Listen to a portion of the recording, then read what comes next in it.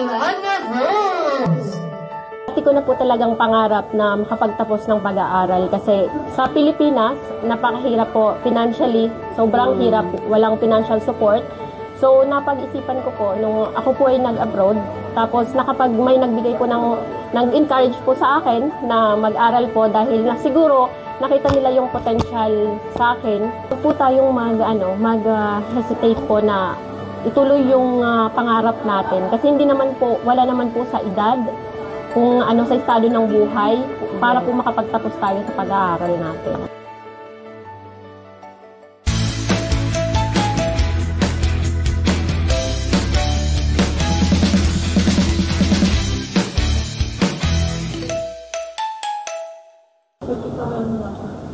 Hindi pa huli ang lahat para makapagtapos ng pag-aaral.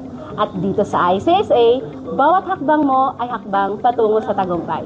Hello Kuwait and Philippines, hello Middle East, and hello world. This is Ms. Risha from ICSA Kuwait and welcome to Dream High Pinay. And so ngayon, kasama ko isa sa mga students namin dito sa ICSA na nakapagtapos na ng Computer Secretarial course, Arabic course, Caregiver Practical Training course, and Diploma in Health and Social Care. Yan. So, welcome to Dream High Pinay, Ma'am Ana Rose. Thank you, Ma'am. Yes. Kamusta ka na? As of now, I'm so excited po kasi at sa ngayon po, nakapagtapos na po kami. Lahat po kami. Hindi lang po ako, sa lahat po ng mga naging estudyante po ng ICSA. Siguro lahat po sa amin ngayon excited po dahil tuloy din yung graduation. Yes, natuloy po yung graduate na po kami. Yes, ayan. So, Ma'am Ana Rose, ano yung nagtulak sa'yo para mag-enroll? Kasi ang dami mo ng course na na-take dito sa ICSA. So, sino yung nagbigay sa'yo ng motivation? First of all, Ma'am, dati ko na po talagang pangarap na makapagtapos ng pag-aaral kasi sa Pilipinas, napakahirap po financially, sobrang hirap, walang financial support. So, napag-isipan ko po, nung ako po ay nag-abroad, tapos may nagbigay po nag-encourage po sa akin na mag-aral po dahil na siguro nakita nila yung potential sa akin na makakapagtapos nga ako. Yung pursigido ka na mapatapos mo yung pag-aaral mo. And then, nag-enroll po ako una ng Computer Secretarial kasi first, wala po akong masyadong skills sa computer po. And then, after that, while I'm studying Computer Secretarial, they give me another course, the Arabic class. Which is free course siya sa lahat ng free course po sa lahat po ng students. Bali, nakakatulong din po yun, Ma'am, as sa work ko po na kasi nandito tayo sa Middle East, diba? Nasa Middle East po tayo. Tapos yung patient ko po is Arabic. Kasi may sila local. Yes, local talaga. So, mahirap.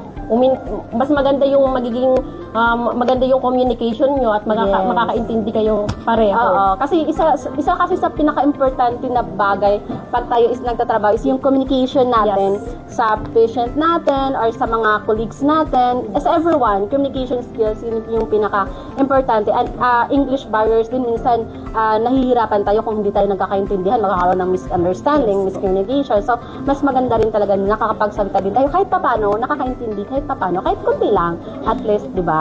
Yes po. So, bakit nag-proceed ka for Diploma in Health and Social Care? After nung vacation ko, Ma'am, nag-decide ako na mag-enroll again, pero na-freeze ko muna siya. Umuwi ako ng Pilipinas. Then, after nung bumalik po ako, then na-manage ko po yung schedule kasi sa pag-aaral po dito sa ICSA, pinakauna po yung pagkakaroon ng time management po talaga, Ma'am. Kasi pag wala kang time management, kasi hindi naman po talaga tayo pumunta ng bansang ito para mag-aral. Yes. We are here to work. Yun talaga ang first priority natin para nga sa pamilya natin na iniwan sa Pilipinas. Yes, tama. Ito yung pagkakataon lang dahil salamat sa ICSA dahil binigyan tayo ng opportunity na makapag-aral, makapagtapos, maabot natin yung pangarap natin. Kaya sobrang saya, ang sarap sa pakiramdam na yung pinagpaguran mo ngayon. Sobrang priceless siya kasi hindi mo naisip dati na pumunta ka ng college na makapagtapos ka pala ng pag-aaral habang nagtatrabaho. And wala siyang katumbas na halaga kasi kumbaga pinagpaguran mo siya, iniyakan. Yes, first module ko. Totoo yun, ma'am. First module ko pala umiiyak na talaga. Promise. Totoo talaga yun. At saka naalala ko yung nahimatay ka doon sa labas. Yun talaga yung pinakaano ko.